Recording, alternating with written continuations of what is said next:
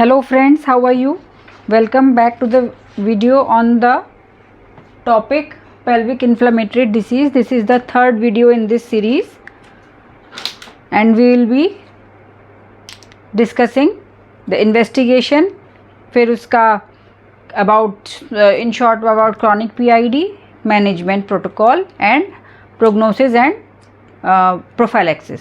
So first of all investigation जब कोई patient हमारे पास आ रहा है जिसे हम सस्पेक्ट कर रहे हैं कि PID है, तो हम usually it is 65 to 70% cases जो होते हैं क्लिनिकल डायग्नोसिस आपकी एक्यूरेट होती है and then we start the treatment. Before that we need some investigation. So investigation आप याद रख सकते हैं किस प्रकार से. एक तो टू कन्फर्म द डायग्नोसिस, जो बाकी आपके कन्फर्म नहीं हुए हैं. समटाइम्स आपको लग रहा है कि ये आइदर दिस इज एंडोमेट्रियोसिस और मे बी एक्टोपिक प्रेगनेंसी तो नहीं है, या फिर ये ट्यूबो ओवेरियन मास जो है वो नियोप्लास्टिक ओरिजिन का तो नहीं है. तो इसलिए उस समय एक कन्फर्म डायग्नोसिस के लिए हम इन्वेस्टिगेशन करते हैं. एंड दूसरा सेट ऑफ इन्वेस्टिगेशन जो होगा, हालांकि ये सब साथ साथ होते हैं बट आपको अपने दिमाग में बना के रखना है why you are investigating the patient. So first of all to confirm the diagnosis, and second is if you have diagnosed this about the severity कि इस इन्फेक्शन का जो प्रेजेंट इन्फेक्शन एक वुमेन के ऊपर इस समय हो रहा है वो उसकी बॉडी पे कहाँ कहाँ क्या क्या असर हुआ है. एंड जब आप सिवियरिटी के लिए करेंगे, if she is a severe case, then to follow up also कि आपका जो ट्रीटमेंट आपने इनिशिएट किया है उससे आपके पेशेंट को कितना बेनिफिट मिल रहा है. सो अगर कंफर्म डायग्नोसिस के लिए हमें करना है टेस्ट, पहले मैं इसी की बताती हूँ. आपको क्या कराएंगे, अल्ट्रासाउंड, आपके पास CT है और आपके पास MRI है. इमेजिंग कराएंगे, ठीक है. सो इमेजिंग में आपके पास अल्ट्रासाउंड है, CT एंड MRI है. बेस्ट अगर आपसे कोई पूछे तो उसमें आपका आ जाएगा ultrasound is the best thing, क्योंकि आपको इसमें जो ट्यूबो ओवेरियन मास जो नज़र आएगा, मे बी आपको इसमें पेल्विक पाउच ऑफ डगलस में कलेक्शन भी नज़र आ सकता है. तो ये आपका अल्ट्रासाउंड जो है इसमें आपका ट्यूबो ओवेरियन मास का डिस्क्रिप्शन आता है. तो आप उससे कंफ्यूज हो सकते हैं कि कहीं ये आपका जो ट्यूबो ओवेरियन मास है, क्योंकि उसका इतना हेट्रोजिनस कॉम्प्लेक्सिटी होती है, उसमें सॉलिड कंपोनेंट भी नज़र आएगा, आपका डेब्रिस भी नज़र आएगी. So you may be confuse कि इन केस कि अगर वुमेन जो है थोड़ा सा आपकी ज़्यादा एज की है, सपोज वो आपकी 40s में है, तो आपको लगेगा कि कहीं ये कोई आपकी ओवेरियन नियोप्लेजिया तो नहीं है. उसके लिए आपको एक ब्लड इन्वेस्टिगेशन CRP हेल्पफुल करेगी. CRP का क्या वैल्यू है, it will find out whether it is inflammatory और it is non inflammatory. Ovarian neoplasia is a non inflammatory, CRP normal आएगा. इन केस ऑफ PID आपका CRP हाई आएगा. तो एक तो ये सपोर्टिव इन्वेस्टिगेशन, आप इसका CRP करा लेंगे. सेकेंड आपका जो ये CT, कई बार आपको अल्ट्रासाउंड में कुछ डाउट है कि सपोज दिस इज़ एंडोमेट्रियोसिस और दिस इज़ नियोप्लास्टिक ओवेरियन जो टियोमास है, तो आप क्या करा सकते हैं उसमें CT स्कैन में जो फीचर्स आते हैं वो आपके टिपिकल थिक वॉल्ड ओवरी का आएगा. साथ में अगर इसमें आपको गैस नज़र आ गई, intralesional gas, so this is very much diagnostic कि this is PID and PID only. But CT हर पेशेंट में नहीं कराई जाती है, MRI भी बहुत हर पेशेंट में नहीं कराई जाती है, unless and until your doubt is not clear. So ये तो आपकी इमेजिंग हो गई डायग्नोसिस के लिए. और साथ में एक ब्लड इन्वेस्टिगेशन CRP का मैंने रोल बताया कि हर PID के केस में आप CRP नहीं कराएंगे. जहाँ पे आपको डाउट है कि ये जो जो ये आपको दिख रहा है टियोमास, इफ इट इज़ नियोप्लास्टिक और inflammatory, then only you will get this CRP. And this CRP is also, if you are getting it done, then it is you can use it for prognostic also, कि आप during the treatment you can retest कि आपका CRP down हो रहा है या नहीं हो रहा है. Now blood investigation to assess the severity. सबसे पहले तो आप कराएंगे उसका CBC. और देखिए usually these investigations are done in hospitalised patient, mostly ultrasound can be done in non hospitalised patient, but हम सीवियरिटी की बात कर रहे हैं।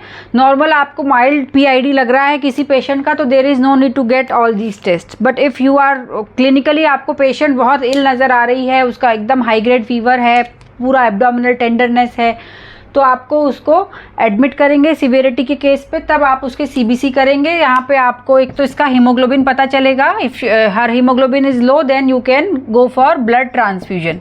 सो what investigations come, it depend, it gives you the way for treatment also. Then also आपको TLC DLC मिलेगा इसमें, उसके आधार पे वो आपका अगर टीएलसी हाई है, यूजुअली आपको सीवियर केसेस में टीएलसी हाई मिलता है, फिर आपको डे 3 पे आप इसको रीअसेस करेंगे तो आपको टीएलसी डाउन आता नजर आएगा।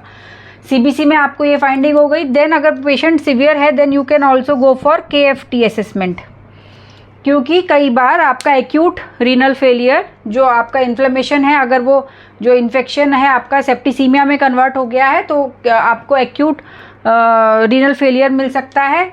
आप अगर सीवियर केस है तो also take blood culture to rule out septicaemia whether it has set in और नॉट।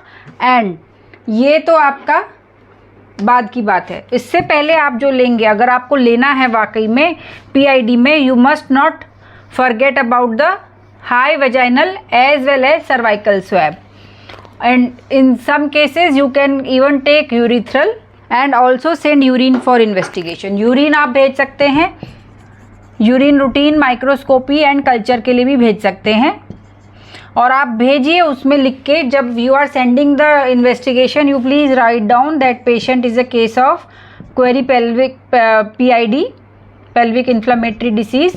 तो उससे क्या होगा, they can also look for, they will be cautious to look for chlamydia in such cases. You have to tell them कि why you are sending the urine in this case, so they will be then looking for chlamydia। And suppose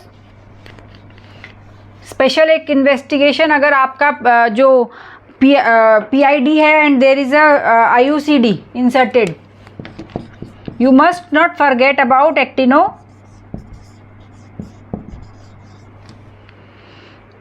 actinomycosis। In that case आप जो smear भेज रहे हैं, उसका cervical smear जो भेज रहे हैं, उसके लिए आप स्पेशल मेंशन करिए कि इसमें वो एक्टिनोमाइको जो है बैक्टीरिया, उसको देखेंगे it is a gram positive and flagellate. Typical इसमें क्या मिलता है एज सच, इसको it is very difficult to grow this. एक तो आपका क्लिनिकली इसमें सल्फर ग्रैन्यूल्स नज़र आएंगे डिस्चार्ज में, sulphur granules yellow powdery substance जैसे नज़र आता है coming from the cervical os. दूसरा, पेशेंट को आईयूसीडी लगी हुई है। तीसरा, she is a clinical case of PID. So in this case you are very much sure, but you please still send to be documented at least. आप उसका smear भेजिए कि उसको वो ग्राम पॉजिटिव फ्लैजिलेट जो बैक्टीरिया है उसको वो आइडेंटिफाई कर लें, क्योंकि इसका ट्रीटमेंट बहुत लंबा चलता है। It may take up to 9 months to 1 year also, long antibiotic course रहते हैं इसमें। So it is better to send if you are suspecting it clinically, may be you are sure clinically because of seeing that sulphur granules, IUCD and PID, but still to document you must send the cervical smear, ताकि एक documented report हो जाए। Sulphur granules आज आपने देखे हैं, कल को कोई और देखेगा, उसे नज़र नहीं आएंगे। मे be you have started treatment, उसके बाद वो नज़र नहीं आएंगे। कल को अगर कोई पेशेंट आपको एलिज करे कि भाई आपको इतनी लंबी, कल को उसको एंटीबायोटिक्स से सपोज कोई प्रॉब्लम होने लगती है जो वो लॉन्ग ले रही है, वो कह सकते हैं कि हमें बेकार में इतनी लंबी एंटीबायोटिक खिला दी। There are many legal issues also in your practice. So उसके लिए it is very good to document such things. इसलिए आप उसका स्मीयर ज़रूर भेजें अपनी तरफ से उसको, ताकि वो आपके पास एक डॉक्यूमेंटेड रिपोर्ट आ जाए कि हाँ इसके अंदर ये चीज़ पाई गई है। दूसरा, रूटीनली पीआईडी में आप क्या चीज़ मिस नहीं करेंगे, जो फर्स्ट इन्वेस्टिगेशन सीबीसी वगैरह, तो आप सीबीसी यूरिन तो भेजेंगे ही भेजेंगे। आप पर स्पेक्युलम एग्जामिनेशन करेंगे और उसमें से सबसे पहले तो आप यूरिथ्रल स्मीयर ले लो, देन हाई वजाइनल स्वैब लेना है, और एक लेना है आपको सर्वाइकल रीजन से, सर्वाइकल स्वैब, वो भी लेना है। तो ये 3 चीज़ें मस्ट हैं। अगर आपको क्लेमाइडिया लग रहा है कि क्लेमाइडिया का भी लेना है, आप मान लीजिए आप रिसर्च सेटिंग में हैं, तो वहाँ पे जो आपका लॉन्ग वायर होता है उस पर swab, long wire swab tipped with calcium alginate, क्या होता है उसमें, दिस में come as an MCQ, calcium alginate, और उसको आप किस पे ग्रो करते हैं, this is inoculated on cycloheximide treated McCoy cells पे फॉर कल्चर। ठीक है, this is for research setting definitely. अभी क्लेमाइडिया के लिए ELISA test for antigen as well as antibody, they both are available. So अगर आपके पास एंडोसर्वाइकल स्वैब है, then you can put that endocervical swab for ELISA of antigen detection and antibody detection, they both are present. तो antigen detection के लिए आप उसको भेजेंगे ELISA for chlamydia. This is confirmatory एक तरीके से, है ना, if you are not in a research setting जहाँ पे आप हर पेशेंट का कल्चर नहीं भेज सकते हैं। और otherwise you can also send blood investigation for IgG and IgM for chlamydia. तो अगर आप जानते हैं if she is IgM positive, that means कि उसका ये प्रेजेंट इन्फेक्शन है, and if she is IgG positive that means कि उसको पहले हुआ है, so she has a high risk again for second and third and recurrent episodes. तो ये आपका इन्वेस्टिगेशन हो गया। और PCR is also available for chlamydia, और दूसरा एक है nucleic acid amplification test for chlamydia. So these are the investigations you are going to do. अभी हम जो हमने हाई वजाइनल स्वैब लिया या सर्वाइकल स्वैब लिया, कई बार कॉल्पोटॉमी करके वहाँ से जो पस है वो भी हम लेते हैं फॉर, फिर जब पस आता है तो उसको हम वी सेंड फॉर इन्वेस्टिगेशन। लेकिन अगर आप PID सस्पेक्ट कर रहे हैं और आपके पास कोई कल्चर सेंसिटिविटी की रिपोर्ट आ रही है, तो you just cannot restrict yourself to that culture sensitivity report, क्योंकि आपका इतना ज़्यादा मल्टी फ्लोरा इसमें होता है। और जब आपके बाकी other organisms they invade the tissue, पहला तो जो आपका पॉजिटिव है वो गोनोकोकाई एंड क्लेमाइडिया है, लेकिन दूसरे भी आपके पैथोजेनिक ऑर्गेनिज्म फिर आ जाते हैं जब एक बार इन्फेक्शन सेट होता है, क्योंकि आपका जो ये इतना यहाँ पे कमेंसल है, देन दे स्टार्ट इन्वेडिंग। तो उसके बाद आपको जो कल्चर रिपोर्ट मिल रही है, it may not be as accurate and may be you are not able to grow that chlamydia or that gonococcus in your culture plates also because of the multiple different organisms that are present. So आपको जो treatment है वो आपको multiple लेके चलना है। आपको chemotherapy एक तरीके से you can say multiple chemotherapy आपको देनी पड़ेगी। इन this case anti microbial chemotherapy आपको मल्टीपल देनी पड़ेगी। आप केवल एक एजेंट से नहीं सोच सकते कि you can cover this condition. There is also a treatment plan कि आप लेप्रोटॉमी करें, you see whether there is a purulent discharge coming from the femoral end, but that is not very successful. Also जो वहाँ से हम जो चीज़ लेते हैं, जो एस्पिरेट लेते हैं, वो हम क्योंकि वही मैंने आपको बताया, जब एक बार इन्फेक्शन इनिशिएट होता है तो करने वाले ऑर्गेनिज्म ये होते हैं, लेकिन उसके बाद other organism they also take their place in the pathology.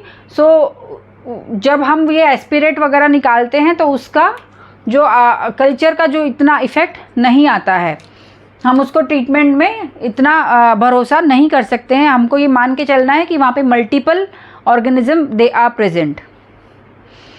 और इसके अलावा now will go for chronic PID। One more thing, if suppose a PID patient comes to you, आपको उसको काउंसिल करना है पहले, and then you have to subject her for HIV testing also. and also other sexually transmitted diseases. But for HIV you have to first do her counseling, and if she says okay, I am ready for my HIV test, then you can go for HIV testing.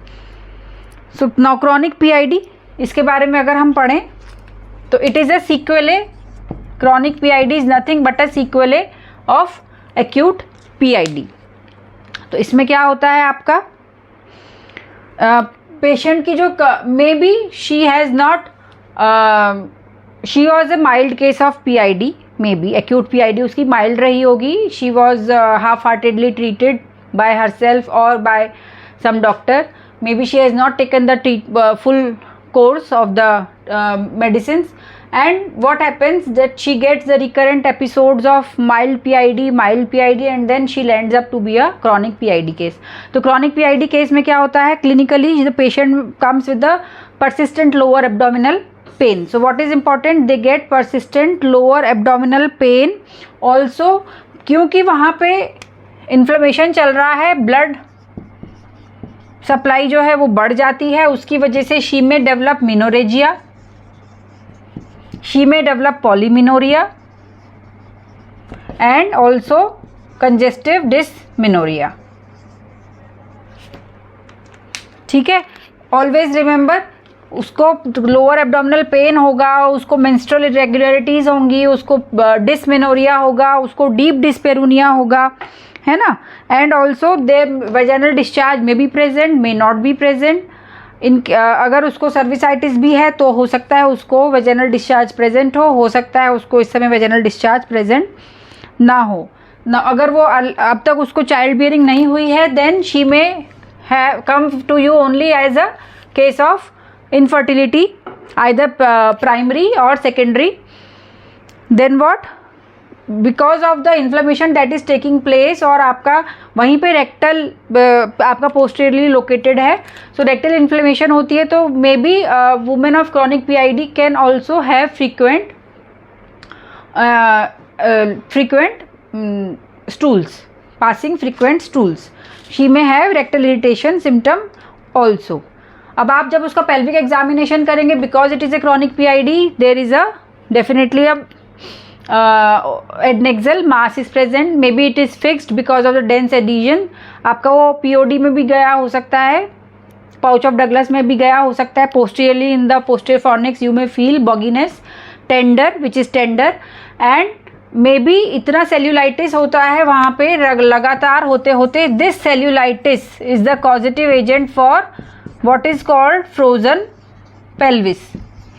This may be asked, this is a simple thing, it is may be asked कि frozen pelvis के लिए causative agent वहाँ पे क्या हो रहा है, जो आपका पेल्विक पेरिटोनियम है उसका जो सेल्यूलाइटिस चल रहा है एक स्मॉल स्केल लेवल पे लंबे समय के लिए, it may cause recurrent inflammation, adhesion, inflammation, then adhesion. What happens कि आपका सब कुछ जो यूट्रस है, जो सारे आपका फेलोपियन ट्यूब्स या आपका जो हाइड्रोसेल्फिंग्स या पायोसेल्फिंग्स बना है, जो टीओमास है, they all get trapped in and they fix, they become fix, adhered, and they आप जब पर वेजाइनल एग्जामिनेशन करेंगे, you are not going to find where is the uterus, where is the POD and everything, there is usually tenderness. So this is the pelvic peritoneum cellulitis is the reason behind this frozen pelvis. Now chronic PID के जो differential diagnosis हैं, what are the chronic PID differential diagnosis? Number one is ectopic gestation, क्योंकि उसको menstrual irregularities हो रही हैं, उसको dysmenorrhea हो रहा है, और आपका infertility भी रही होगी, या आपको past history of PID है. This past history of PID is also positive history in case of ectopic pregnancy. I told you क्योंकि वहाँ पे इंट्राट्यूबुलर जब एडिशन बनते हैं तो वहाँ पे आपका वो फर्टिलाइज्ड ओवम जो है वहीं ट्रैप होके वहीं इम्प्लांट हो जाता है, उसको आगे जाने का मौका नहीं मिलता है ना. तो इसमें आपको एक्टोपिक जेस्टेशन, इसमें आप क्या करेंगे, अगर आपको डाउट है, you do a pregnancy test. It is better to do a pregnancy test. Ectopic gestation के लिए I would like to tell you one thing. If you have any vague complaint, vague symptom by a woman in her reproductive age group, whether she is giving a history of being sexually active or not. You must keep in mind the diagnosis of ectopic pregnancy. क्योंकि ectopic pregnancy एक ऐसी diagnosis है, if it is missed, it may cost life of the woman. आपने अगर उसे miss कर दिया, you send her back home, there occurs hemorrhage, intraperitoneal hemorrhage, and वो इतना हो सकता है वो आपके हॉस्पिटल तक दोबारा वापस आ भी ना पाए. तो इसलिए एक्टोपिक जेस्टेशन को अपने दिमाग में हमेशा बनाए रखना है. A women who is in her reproductive age group, whether she is giving history of being sexually active और नॉट, वो आपको भले ही कहती रहे कि नहीं मैं कोई सेक्सुअली एक्टिव नहीं हूँ, may be she is unmarried, may be she had multiple partners in her teenage, and she is a case of PID, chronic PID, and also associated with ectopic pregnancy. So this ectopic pregnancy always keep in your mind. आप reproductive age group में कोई भी women आपके पास आती है, कोई ऐसे symptom बता रही है जो कि आपके किसी भी चीज़ में फिट नहीं हो रहे हैं. Suppose a women comes to you in her reproductive age and वो कहती है कि मैं बस चक्कर खा के गिर गई. Okay, sometimes this is the only symptom she is coming to you with, and she may turn out to be an ectopic pregnancy. ठीक है, तो आपको जहाँ कोई डाउट आता है या कोई वेग सिम्टम नज़र आता है या आप किसी डायग्नोसिस में उसको फिट नहीं कर सकते हो सिम्टम्स को, always do a urine pregnancy test. It is very easy to do and it saves life of the women. Now coming to uterine fibroid. Uterine fibroid में भी there is a menstrual irregularity, maybe she has menorrhagia, dysmenorrhoea भी हो सकता है, पर उसमें आपको क्या नहीं मिलेगा, क्या नहीं मिलेगा. On pelvic examination what you will not find is that जो आपने देखा है क्रॉनिक PID में, everything is fixed. You can not differentiate कि क्या आपका यूट्रस किधर है और ये किधर है, and there is tenderness. In fibroid cases there is no tenderness, no cervical movement tenderness, no adnexal tenderness, and you can very well make out the uterus, differentiate it from other things. So this is on by per vaginal examination you can differentiate this uterine fibroid. Now pelvic endometriosis, yes definitely they both have the same thing. उनमें infertility हो सकती है, उनमें आपका menstrual irregularities हो सकती है, दोनों में deep dyspareunia होता है, दोनों में lower abdominal pain होता है. अब how will you differentiate whether this is pelvic endometriosis or not? एक तो आपका ultrasound आपको help करता है. Second, you can go for, if you are still in doubt, you can go for laparoscopic examination.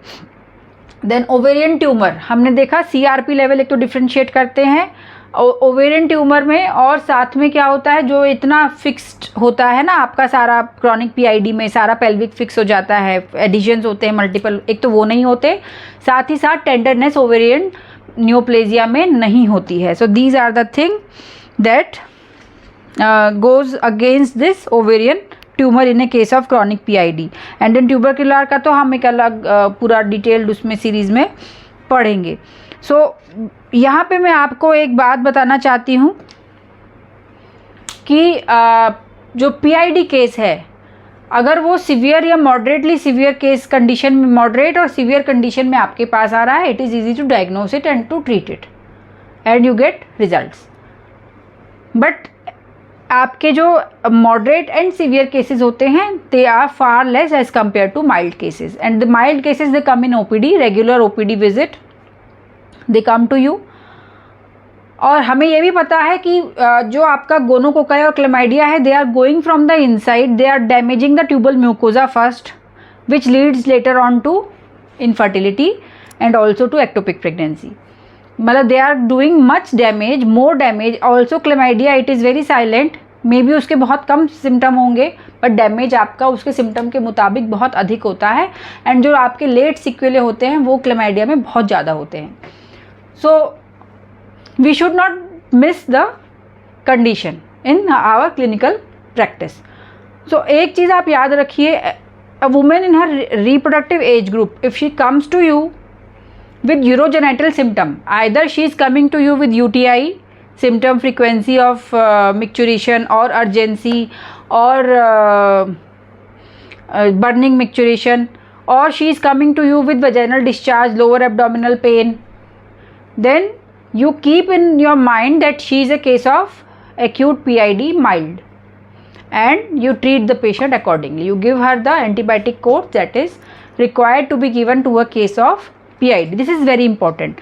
ऐसा भी नहीं है कि आप कोई भी आपकी रिप्रोडक्टिव एज ग्रुप में वुमेन आई, बोली हेडेक है, और आप उसको सोचेंगे कि यार ये PID हो सकती है, लेटर सिक्वेले इसको हटाओ तो दे दो, नहीं. But if she is coming to you with the urogenital symptom, urogenital symptom के साथ अगर वुमेन आ रही है, you take her to be a mild PID and you treat her. You give the medicine that are required. We have some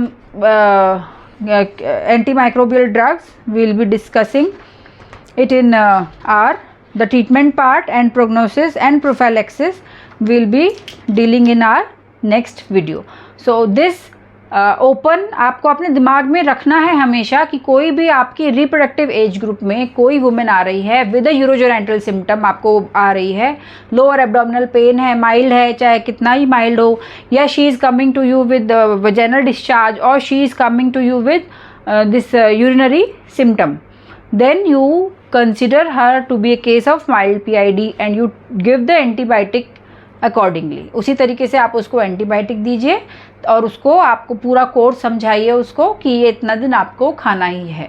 तो ये चीज़ बहुत important है, because it has got all इस माइल्ड केसेस का they are it is mortality is nil, almost nil. But in इसके जो आप letter सिक्वेले देखेंगे, लॉन्ग टर्म सिक्वेले देखेंगे, तब आपको समझ में आएगा कि it is causing a lot of suffering to a women in her life. So उन सफरिंग्स को कम करने के लिए और उन लेटर सिक्वेलीज को कम करने के लिए हमें इसको टाइमली डायग्नोज एंड ट्रीट करना ज़रूरी है. डायग्नोज करने के लिए हमें इसके बारे में पता होना चाहिए, जो मैंने आपको अभी बता दिया है. इस टॉपिक में से आपको कोई बात समझ नहीं आई हो, you please write down in the comment box. I will be happy to reply.